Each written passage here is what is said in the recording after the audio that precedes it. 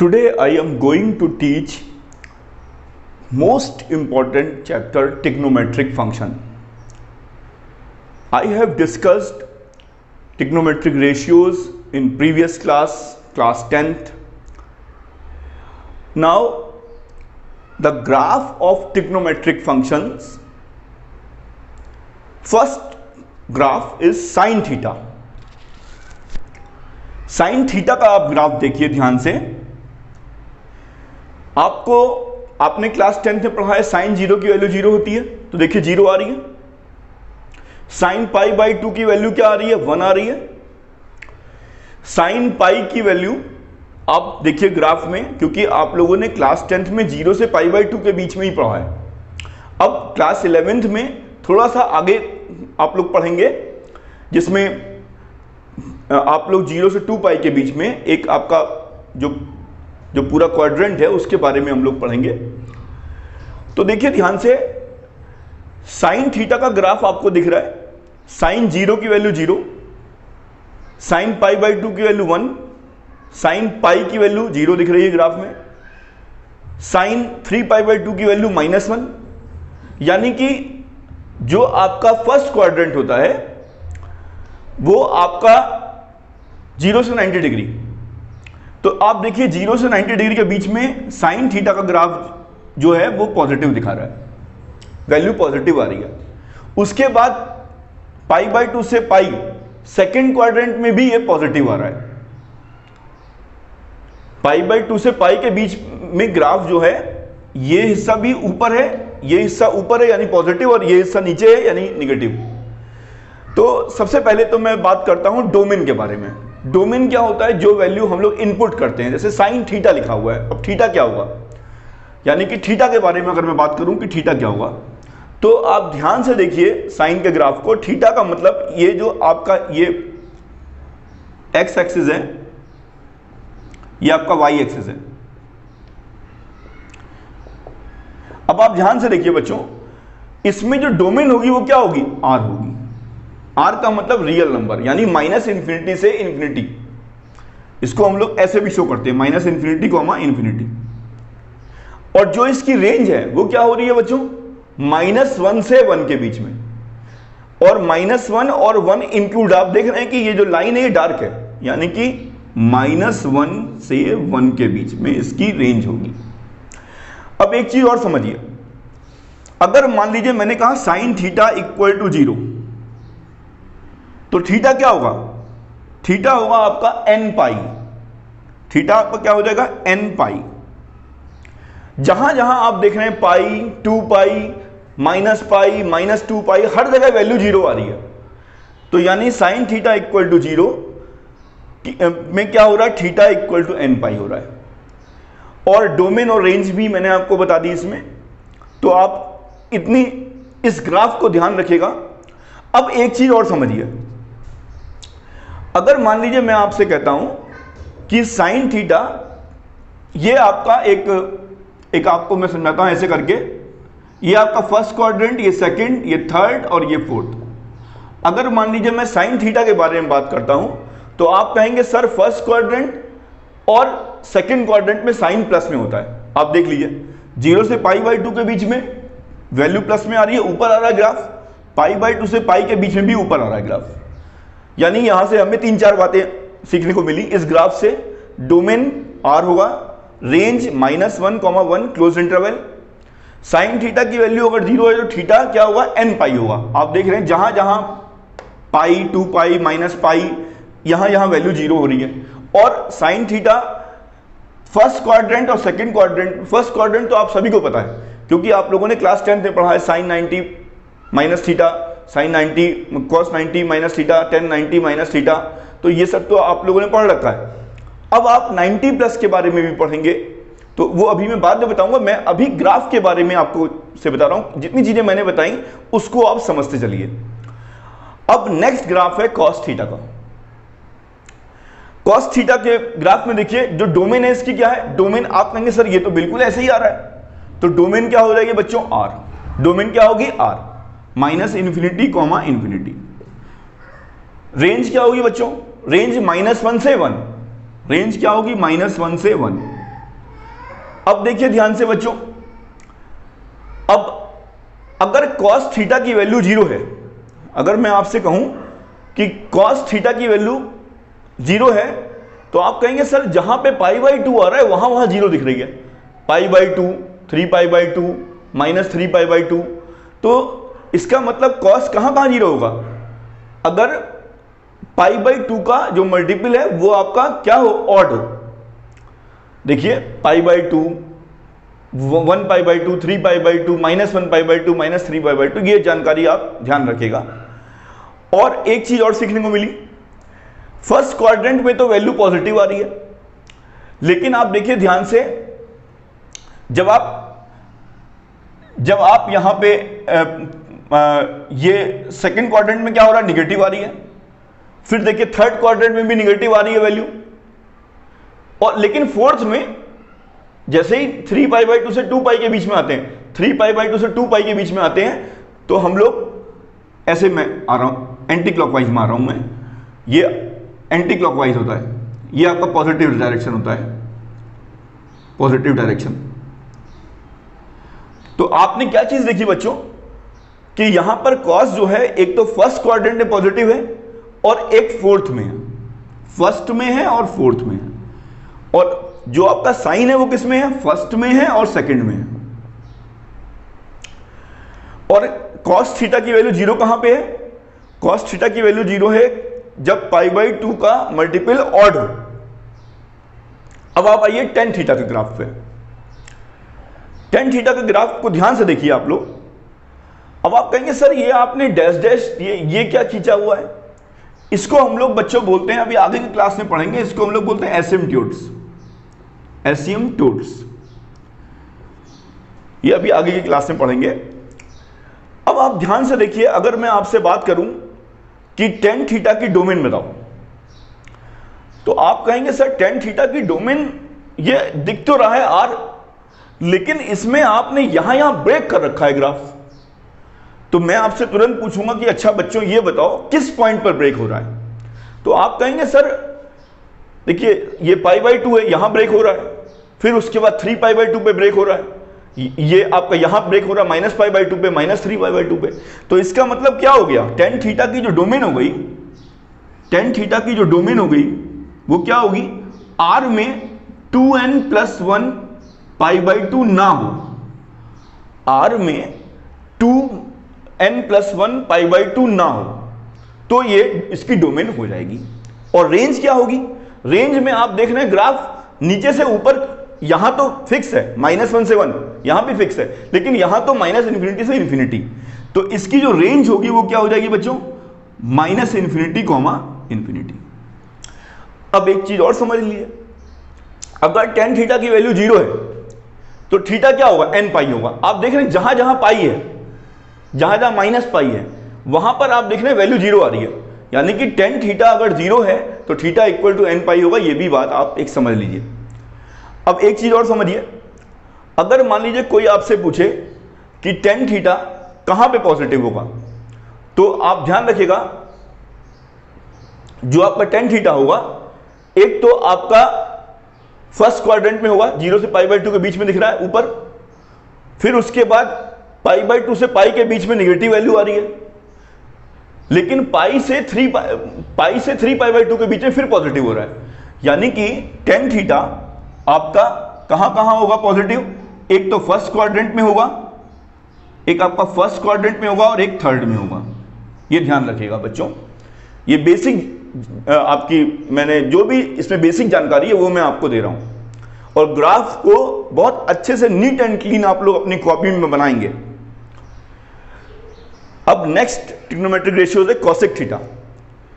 Cosec theta का graph sine theta का graph देखिए ध्यान से, जहां जहां साइन थीटा के ग्राफ में ये ऊपर आ रहा है, वहीं पर आप देख रहे हैं कि साइन थीटा और कोसेक थीटा के ग्राफ में ये हिस्सा गायब है, लेकिन इसके जस्ट ऊपर और जस्ट नीचे है। आप कहेंगे सर बीच का हिस्सा गायब कर दिया आपने, तो बीच का हिस्सा तो गायब हुआ है, तो इसका मतलब क्या हुआ? ध्यान से देखिए बच्चों, बीच का हिस्सा गायब हो गया, तो जहां जहां जहां जहां ग्राफ यहां आया उसी में ऊपर मैंने ये ग्राफ बना दिया। यानी कि कॉसेक थीटा का ग्राफ अगर आपको बनाना है तो साइन थीटा का ग्राफ बना लिया, और उसके बाद आप उसके इंटरवल्स लीजिए, 0, पाई में क्या हो रहा है, ये ग्राफ आ रहा है ऊपर। यानी कि अब आप कहेंगे सर ये वाली लाइन तो उस जैसी आ गई जैसे अभी आपने टेन थीटा वाले ग्राफ में पढ़ाया था। तो अगर मैं आपसे पूछूं इस ग्राफ की डोमेन क्या होगी, तो आप कहेंगे सर कि यहां पर ये आपका जो पाई है 2 पाई है या माइनस पाई है, -2 पाई है, यहां पर ग्राफ जो है आपने ब्रेक कर रखा है। तो यानी इसकी डोमेन क्या हो जाएगी, इसकी डोमेन होगी r - n पाई, और इसकी रेंज क्या होगी। अब आप कहेंगे सर इसकी रेंज यहां से तो इंफिनिटी जा रही है और यहां से भी इंफिनिटी या कि -इन्फिनिटी जा रही है, तो यानी इसकी रेंज क्या होगी, -इन्फिनिटी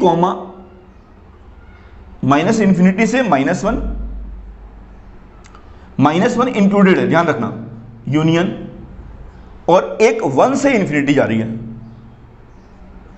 कहीं कहीं बुक्स में इस टाइप से भी दे रखा है r -1, देखिए बच्चों, ये इसके जो बेसिक जानकारी है वो साइन थीटा का जस्ट उल्टा है। तो मैंने डोमेन भी बता दिया इसकी रेंज भी बता दी मैंने आपको, और साइन थीटा जहां जहां पे पॉजिटिव होगा वही पॉजिटिव ये भी होगा कोसेक थीटा, क्योंकि साइन और कोसेक एक दूसरे का रेसिप्रोकल है, ठीक है। तो अगर फर्स्ट क्वाड्रेंट और सेकंड क्वाड्रेंट में साइन थीटा पॉजिटिव है तो कोसेक थीटा भी फर्स्ट और सेकंड में पॉजिटिव होगा। आप देख लीजिए, 0 से π/2 के बीच में ऊपर आ रहा है, π/2 से पाई के बीच में ऊपर आ रहा है, फिर देखिए नेक्स्ट में फिर नीचे चला गया ग्राफ, क्योंकि इस लाइन से एक्स एक्सिस के ऊपर की लाइन पॉजिटिव, इसके नीचे की लाइन नेगेटिव, तो यहां पर भी ऐसा ही हो रहा है। अब देखिए सेक थीटा का ग्राफ, सेक थीटा के ग्राफ में क्या हो रहा है बच्चों, सेक थीटा भी बिल्कुल जस्ट कॉस थीटा के ग्राफ को जहां जहां ये ऊपर आ रहा है, बस मैंने इंटरवल्स को ब्रेक किया है। अगर मैं इस ग्राफ को ध्यान से देखिए आप, अगर मैं आपसे पूछूं इसका डोमेन क्या होगा, तो आप बोलेंगे सर इसका डोमेन होगा r में आपका ये ग्राफ यहां ब्रेक हो रहा है, π/2 पे ब्रेक हो रहा है, 3π/2 पे ब्रेक हो रहा है, तो मैं बोलूंगा कि ऐसा करो, इसको 2n+1 π/2 लिख दो r में। अब ये जो आपका n है ना बच्चों, ये सब जो मैंने लिखे हुए हैं n का मतलब है integer, n belongs to integer, integer में पॉजिटिव इंटीजर, नेगेटिव इंटीजर, 0 सब शामिल है, तो ये आपका आ गया। अब आपसे कोई पूछे इसकी रेंज क्या होगी, तो आप कहेंगे सर इसकी रेंज तो बिल्कुल जो इसकी रेंज है कोसेक थीटा की वही रेंज इसकी भी होगी। तो रेंज क्या होगी इसकी, -∞, -1, 0 यूनियन 1, इसको भी आप ऐसे लिख सकते हैं r -1, कहीं कहीं बुक्स में ऐसे दिया होता है, कहीं कहीं बुक्स में इस तरीके से लिखा होता है। अब बढ़ते हैं आगे, यहां पर भी जो आपका सेक थीटा है फर्स्ट और फोर्थ में आपका पॉजिटिव होता है, सेक थीटा भी फर्स्ट और फोर्थ में पॉजिटिव होगा। आप देखना चाहें तो देख लीजिए, फर्स्ट में 0 से π/2 के बीच में ऊपर, फिर देखिए सेकंड में निगेटिव हो रहा है। तो ग्राफ से थोड़ा समझिए तो आपको ज्यादा अच्छा समझ में आएगा। अब हम लोग बात करते हैं कॉट थीटा की। कॉट थीटा को ध्यान से देखिए आप बच्चों, यहां पर भी जो इसकी डोमेन है, अब आप कहेंगे सर ये जहां पाई 2 पाई -2 पाई आ रहा है, यहां ये जो है ब्रेक हो रहा है, यहां पे ब्रेक हो रहा है। तो मैं कहूंगा डोमेन में आप क्या करिए, r में n पाई लिख दीजिए, n बिलोंग्स टू इंटीजर। और अगर इसकी रेंज कोई पूछे तो जो रेंज आपकी 10 में है वही रेंज आपकी कॉट थीटा में हो जाएगी। इसकी रेंज क्या हो जाएगी बच्चों, r हो जाएगी। अगर कोई पूछे कि जो आपका कॉट थीटा है वो कहां कहां पॉजिटिव होगा, तो आप बोल दीजिएगा फर्स्ट और थर्ड में होगा। अब मैं क्लास 12th के लिए आप लोगों को बताता हूं, क्लास 12th में एक चैप्टर है इनवर्स ट्रिग्नोमेट्रिक फंक्शन का। तो इनवर्स ट्रिग्नोमेट्रिक फंक्शन का चैप्टर आपको तभी समझ में आएगा जब आपने ट्रिग्नोमेट्रिक फंक्शन को ध्यान से पढ़ा होगा। अब बच्चे पूछते हैं सर इनवर्स ट्रिग्नोमेट्रिक फंक्शन क्या है। इनवर्स ट्रिग्नोमेट्रिक फंक्शन का मतलब है, अगर साइन 60 की वैल्यू क्या होती है, √3/2 होती है। अगर मैंने आपसे पूछा साइन π/3 की वैल्यू क्या होगी, तो आप बताएंगे सर √3/2 होगी। ये पाई जो है ये आपका रेडियन में होता है, इसको मैंने फर्स्ट चैप्टर में डिस्कस किया है। अब अगर मान लीजिए कोई आपसे पूछे कि सर π/3 की वैल्यू क्या होगी, तो आप तुरंत बोलिए साइन इनवर्स √3/2, यानी उल्टी बात पूछ रहा है। अगर मैं पूछूं साइन π/3 की वैल्यू क्या होगी, तो आप बोलेंगे √3/2। अब मैं पूछ रहा हूं π/3 किसकी वैल्यू होगी, तो π/3 साइन इनवर्स √3/2 की होगी वैल्यू। तो ये इस फंक्शन को हम लोग इनवर्स ट्रिग्नोमेट्रिक फंक्शन बोलते हैं। अब इसके बारे में समझिए, जितने भी ट्रिग्नोमेट्रिक फंक्शन है, वी नो दैट ट्रिग्नोमेट क्या होता है। आपसे कोई पूछे, फर्स्ट चैप्टर में रिलेशन एंड फंक्शन में ये चीज सिखाई गई है। अगर कोई फंक्शन आपका मैनी वन है, आप क्या काम करिए, इस साइन थीटा के ग्राफ में एक्स एक्सिस के पैरेलल में एक लाइन खींचिए। जब आप इस एक्स एक्सिस के पैरेलल में लाइन खींचेंगे तो ये जो फंक्शन होगा ये आपका मैनी वन फंक्शन है। और अगर आप किसी भी फंक्शन का इनवर्स निकाल रहे हैं, तो इनवर्स निकालने के लिए हमेशा वो फंक्शन क्या होना चाहिए, 1/1 होना चाहिए, जो आपने फर्स्ट चैप्टर में पढ़ा है रिलेशन एंड फंक्शन में। अब यहां इसको पढ़ाते समय ट्रिग्नोमेट्रिक फंक्शन को इनवर्स ट्रिग्नोमेट्रिक फंक्शन जब मैंने बोला, तो तुरंत बच्चों ने सवाल किया, सर ये तो आपका मैनी वन फंक्शन है, लेकिन जो इनवर्स का कॉन्सेप्ट है वो होता है 1/1। तो प्रॉब्लम ये फंस गई थी कि ये फंक्शन तो मैनी वन है, और अगर किसी फंक्शन का इनवर्स निकालना है तो उसके लिए वो फंक्शन क्या होना चाहिए, 1/1 होना चाहिए। अब बहुत प्रॉब्लम आ गई, तो हमारे मैथमेटिशियन ने इसमें दिमाग लगाया। उन्होंने कहा कि अगर मैं पूरे ग्राफ को देखता हूं तो ये मैनी वन फंक्शन दिखेगा। मैनी वन फंक्शन में क्या करना है, एक्स एक्सिस के पैरेलल में लाइन खींचनी है और ये आपका मैनी वन फंक्शन हो जाएगा। तो उन लोगों ने क्या काम किया, उन लोगों ने एक क्या कहते हैं ब्रांच ली। उन लोगों ने कहा ऐसा करते हैं, अगर मैं बात करता हूं साइन इनवर्स एक्स का फंक्शन आपको ग्राफ बनाना है अगर, तो उन लोगों ने ये वाली ब्रांच ली जिसको मैंने डार्क किया है अभी। उन्होंने ब्रांच ली -π/2 से π/2 के बीच में, और उन लोगों ने हमसे कहा कि अगर मैं इतना हिस्सा ले लूं तो 1/1 फंक्शन होगा। तो हम लोग को समझ में आया कि हाँ सर ये 1/1 फंक्शन होगा। ऐसे ही उन्होंने cos थीटा में अज्यूम किया कि अगर मैं 0 से π वाली ब्रांच ले लूं, अगर मैं इतनी ब्रांच ले लूं 0 से π की अगर मैं ब्रांच लूं, तो ये भी आपका 1/1 फंक्शन हो जाएगा। यानी कि उन्होंने क्या काम किया, उस फंक्शन को 1/1 बनाने के लिए उन लोगों ने एक ब्रांच को एज्यूम किया कि आप केवल उतनी ब्रांच को देखिए, और उस ब्रांच को अगर आप देखेंगे तो वो 1/1 फंक्शन होगा। बात सही थी। कॉस में उन्होंने 0 से π के बीच में ब्रांच ली। यहां पे tan थीटा में उन लोगों ने -π/2, π/2 के बीच में ब्रांच ली। अभी मैं इसके बारे में बताऊंगा आपको। कोसेक थीटा में उन लोगों ने -π/2 से π/2 के बीच में ब्रांच ली, लेकिन 0 को इंक्लूड नहीं किया।